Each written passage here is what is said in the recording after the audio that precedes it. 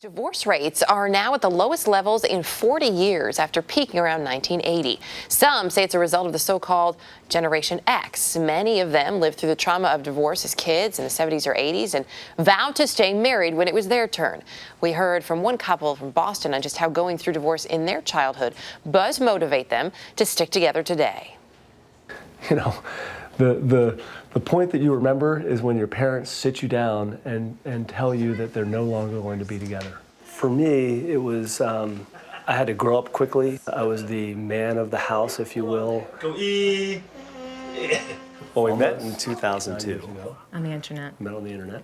We were early pioneers. We married in 2004, so we married 7 years. Yeah. I need to brush my teeth. Can you do me a favor? From what I recall, it was a difficult relationship between my mother and father when I was growing up.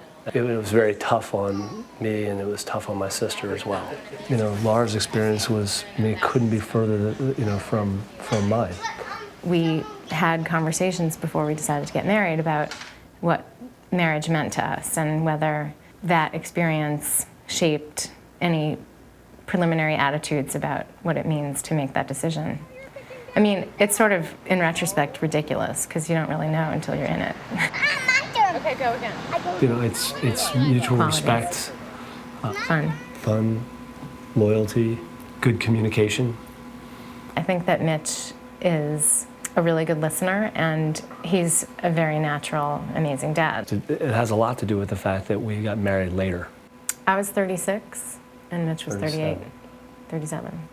You know, I figured a number of things out, you know, by the time I was in my 30s that prepared me for marriage and prepared me for fatherhood. I absolutely did not want to go through divorce. It was a very painful process for me, and I think that you really see that once you have kids. We talk about how our relationship and the way we communicate with each other affects them. I think Laura and I both are very focused on making our home incredibly comfortable, and we spend a lot of time with them. We share responsibilities. It gives me a lot of comfort for my kids to feel like it's just, home is a really safe environment where they can just be a kid and not have to think about anything complicated like relationships.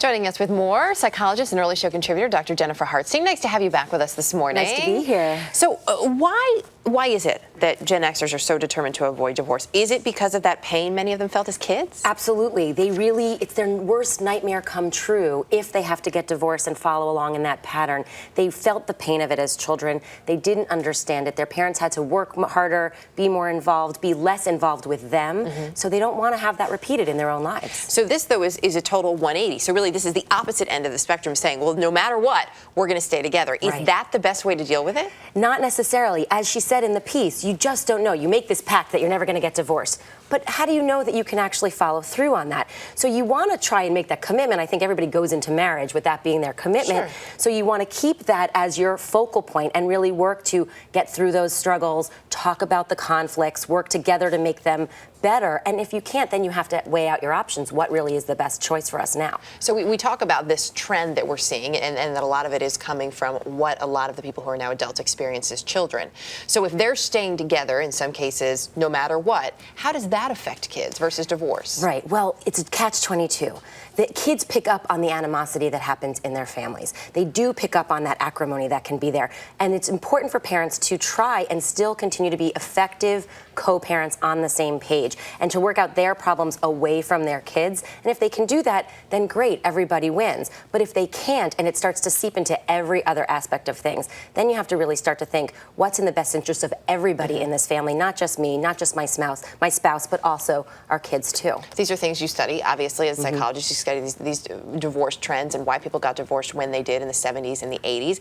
Were they giving up, or did this really seem like the best option and the only option for a lot of people? I think it was a very different time. One of the things that we noticed in talking about these statistics is that today, 77% of the people being married make it to their 10-year anniversary. That didn't always happen then. And they didn't have the options and the outlets and the opportunities to really get the help that they needed. They also got married a lot younger. In the 50s, people were getting married, men were 23, women were 20. And now, in 2009, they found that men were 28, women were 26. I think that's different too. They got married younger, they grew up together. You might grow to not like that person after a little while, whereas if you're more settled in who you are, you might be able to stay with them longer. There's not a checklist that you can go through as a couple and say, okay, we have 7 out of 10 we should get divorced or we should stay together. Right. But there are definitely lessons that we can take from both examples, both the boomers and the Gen Xers. What are they? Right. Well, I think with the boomers, because of the time, they did a lot more working. They were out of the home. There was the latchkey kids. Kids spent a lot more time raising themselves. Parents were a little bit more hands-off.